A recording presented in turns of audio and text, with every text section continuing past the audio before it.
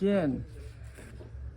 Christine Gallagher began her career as a writer-producer for public television. She went on to write screenplays for commercial TV and nonfiction books published in the US, UK, and Germany. She's blogged for the Huffington Post and is credited as the writer who launched the divorce party trend. To talk about her first novel, Ruby's Revenge, and we do have somebody named Ruby here, please welcome Christine Gallagher. Thank you.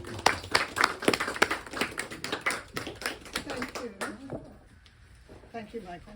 Thank you for all you did to set this up. Hi, Ruby. Who is Ruby? Oh, that's Ruby. There's a little Ruby in the back. I appreciate everybody showing up, and I appreciate all my friends who couldn't come or who already came to events. Thank you for my friends from Los Alamos. I have a restaurant there called Plenty on Bell. Those of you who do come and enjoy the food, those of you who have not enjoyed my food, please do come up, and it's really good. It's true. It is. It's true. It is. Yes. I'm going to talk today about my novel, Ruby's Revenge. It's a fun, quick read. Certainly it's a woman's novel, but I've had many men read it too, and they've really enjoyed it. Oh. I'm also going to talk about the origins of the book, because that's another story in itself. And then later I'll open it up to any questions, if you have any. And you can ask me anything you like, within reason. So Ruby's Revenge actually sprang from a humorous non-fiction book that I wrote a long time ago. It was called The Woman's Book of Revenge. And I wrote it really as a lark. It was a female answer to a collection of books by a guy called George Hayduke, who was known, I don't know if he's still alive, but he was known as the Master of Revenge. And he wrote about revenge from a male perspective, and I thought, let's do the female perspective. It was fun, it was a fun book, and it was definitely tongue-in-cheek. A collection of real revenge stories, things that women had done mostly to men. For example, a pretty crude one was like sewing fried chicken into a guy's mattress if he'd been unfaithful to you. A more personal one that I particularly enjoyed was a female contractor that I met who got back at her unfaithful boyfriend by stuccoing over his front door. So when he came home, the whole front of the house was just a blank wall, which I thought was really surreal and very inventive. One that I really liked was a woman who put a single marble in his vintage Porsche, the doorwell of the vintage Porsche, and I actually used that in the book because it was very simple, but it drove the guy crazy because it was a mysterious rattle that he could never find the origin of.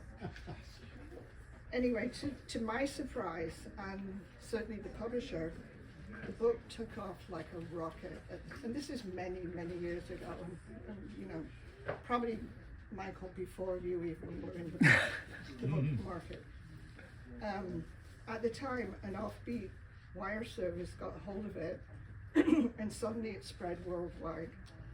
It seemed to grab some sort of girl power zeitgeist, and before I knew it, I was being flown around all over the place. I was on like the Today Show, Good Morning America, BBC Breakfast Show, literally hundreds of radio shows, like fielding questions from everybody about, you know, everything. In all kinds of newspapers, even like The Guardian and The Wall Street Journal, and serious stuff about female revenge. It was pretty nuts and crazy. Definitely my 15 minutes of fame. And a few publishers in other countries grabbed it too. For example, a German publisher put it out with a devil on the cover and a really like soft sort of toilet seat finish to it. which I really thought was great. Random House UK went all out with a prim 50s lady on the cover with a lovely array of scissors that was just perfect. That one was really good. Anyway, not everyone was happy about the book. I got a fair amount of blowback, a lot of strange emails, and my own father, who was admittedly a complicated fellow, read the book, and I'm told he literally threw it out of the window. That'll tell you a lot. Anyway, moving on now to Ruby's Revenge. I held on to a lot of the material that I got in that old book. Many years passed, and I always thought this would make a really good novel. And Ruby Bixler turned out to be the perfect character to carry the story. On the surface, she seems to have a good life. She lives on the west side of LA in an old house that she's lovingly restored. She's married to a local newscaster, Brad, who's known as the newsman you can trust. She works on an entertainment news show as an associate producer. But her big problem is everyone takes advantage of her. She's way too nice for her own good. The story opens as she discovers that her husband's having an affair. Even worse, she finds out he's going to evict her from their home. He tricked her pre-marriage and set himself up as the sole owner of the house, and his girlfriend is basically going to be photoshopped into Ruby's life. Ruby's mother, who's probably the reason why she is the way she is, piles on Ruby, blaming her as usual for everything that's happening. Why didn't she know about the house documents? Why didn't she have kids and be more legally secure? And at work, Ruby's rival for her job starts to manipulate the situation behind the scenes to torture Ruby even more and get her out of the picture. Ruby does, however, have a longtime best friend, Dottie, and Dottie steps in and tells her these people need payback, they need revenge. And Dottie justifies it. Revenge, she says, is karma. Karma's an ancient tradition, and sometimes karma has to happen in this lifetime. Look at Newton's principle of physics. For every action, there's an equal and opposite reaction. Ruby resists. No way, she says, revenge isn't my style.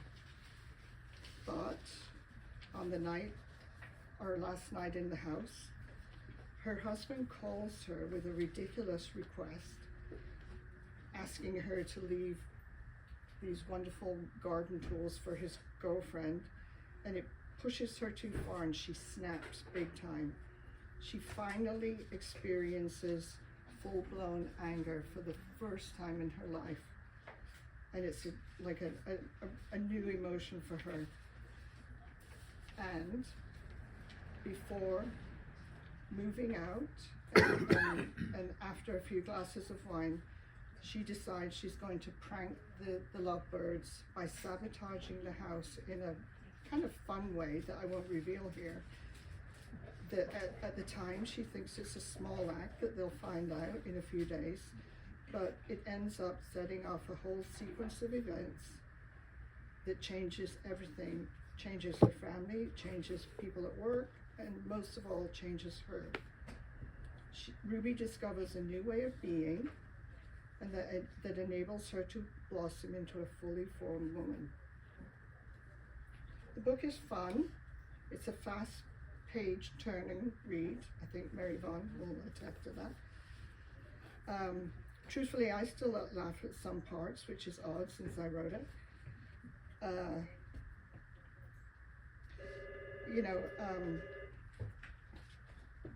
I'll tell you one funny little anecdote before I open it up to questions.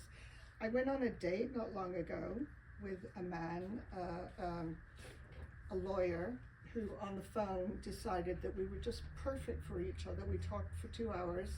What was my favorite restaurant on the Central Coast? And we went to the restaurant. We had this wonderful meal. We closed the place. It was fabulous. We had a great time. Agreed to meet 2 days later to watch a movie. Met the guy at the movie theater. When I got there, he sat really far away, as far away as he could. And we watched the movie, and I thought, what the heck's going on? Do I have leprosy, or does he find out I'm an undertaker or something? And it was really, and then after the film, he kind of ran for his car, and I thought, this is weird.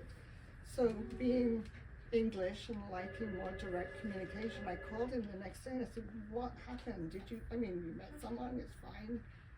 And he said, I Googled you.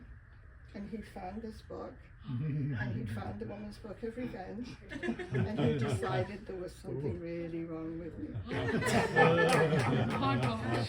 And it was his, and I said, whoa, what are you talking about? But on the other hand, it kind of revealed something about him that it was like, okay, I get it, okay, fine. But it was, roadblocks to romance, big time. So, any questions, anyone? Great. Construction. Did Yeah. you have much problem with that? Did it fall into place? How did you approach that? Construction, Yeah, the layout, or did you the know outline? just, did it work through the story, or did it have a conclusion when you started, so to speak? No, not at all. Okay. No, it didn't. When I write something, anything, I write what comes out the best. So there are parts of this that I love bits and scenes that just came out, and then I eventually was able to come up with an outline and have a beginning, middle, and end. And and there's other threads in it. There's a romance that develops for her, thankfully. That had to be woven through as well. I would think your previous experience that you recounted probably came to play in there too, that you knew how to do that. Yeah. And how to work the story. Well, having done screenplays and so forth, the structure and everything. Yeah. There is a dramatic structure that, in my opinion, that's gone back to ancient Greece that works, and I think will always work. You're writing a novel. How early in your life did you want to do something like this? To write altogether? Or just have a creative life? I started writing when I was 7. Mm-hmm. And I was told when I was 7 by teachers and everything that I would be a writer. Wow. And I wrote something at age 11 about the Vietnam War, like a fictional piece Really? that was put in the newspaper, and I would look at it now and I think, God, where did that come from? About a child finding his mother had committed suicide, and it's Yeah. just like, At 11 you thought of this. yeah, I don't know where that one came from. Well, maybe I do have. Yeah. Wow. Yeah. Are you going to do a follow-up book? Are we going to follow Ruby? And well, yeah, I would love to if I could get out from all That'd this be really other fun. stuff going on in my That'd be life. fun. Yes, That'd be really fun. yes. Yeah, she's a great character. Yes. Yeah, you end up knowing that she's got some real strength in her, Yes, and it's finally. yeah.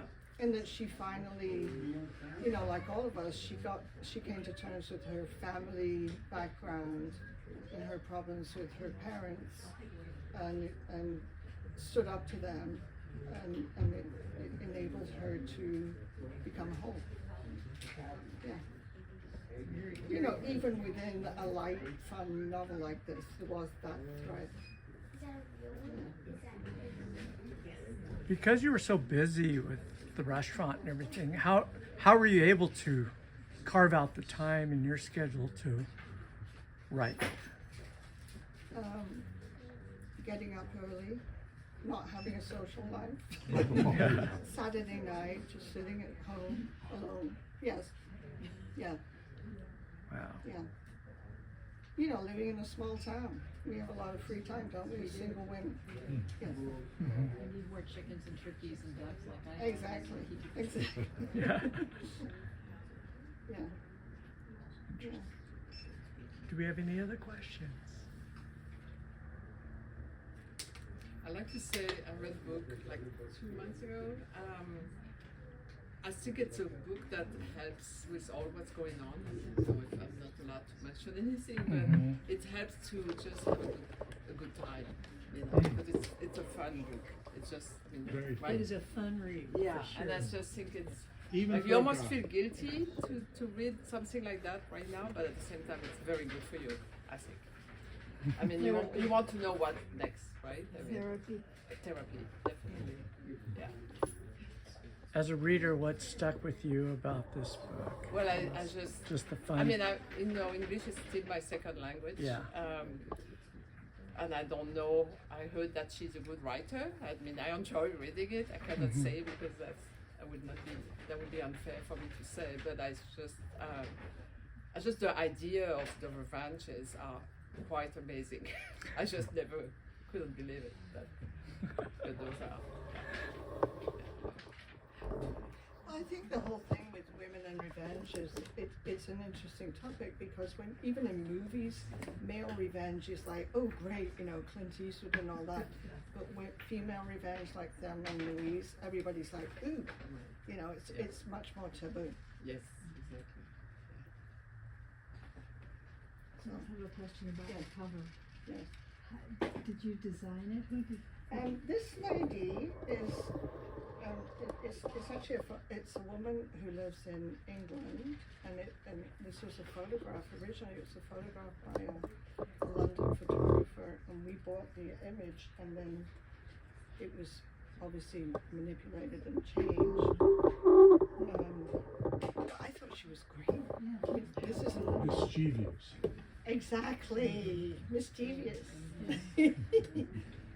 But I just liked the whole thing. But you know, it's funny because my very close friends saw it and said, "What a terrible cover!" And I said, "I love the cover." She looks like a Ruby.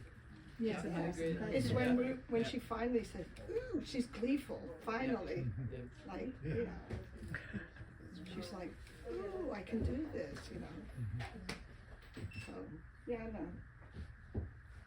No, and the guy who owns the image was so happy, so happy to have it. Yeah. Absolutely.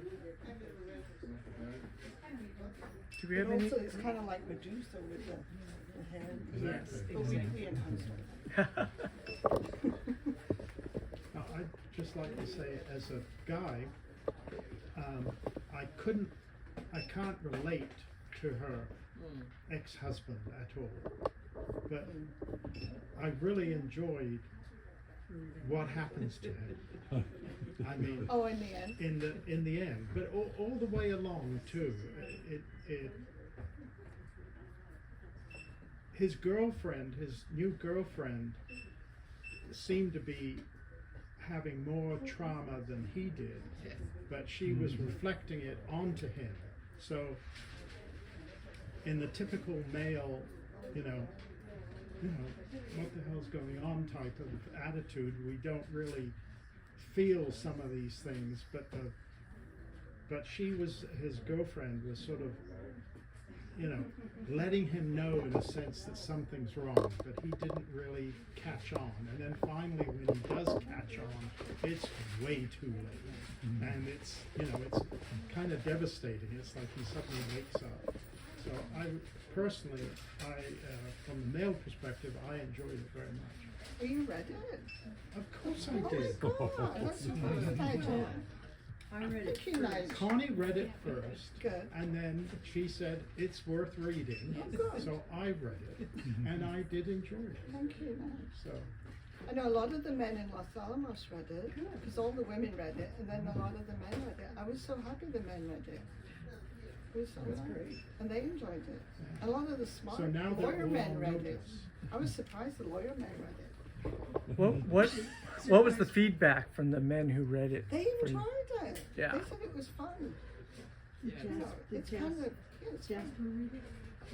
Well, no, because like Mary Vaughan, it's the second language. It's hard to read, isn't it? A second language. Talking's fine, but it's hard to read. Well, it takes longer, I guess. It takes longer. I mean, I can. He's not good. He's not good reading. I would have thought his perspective would have been interesting. Yes. He liked. I verbally told him, walked him through. He's Swedish, everybody. But I've talked him through the story, but he can't read it now. Mm. Can you put it on Audible? Would you? Oh, yeah, that would be good. And you Yeah, did it's do very the expensive to narration? put it on there. Oh, it is. One more question. Does anybody have one more question or comment?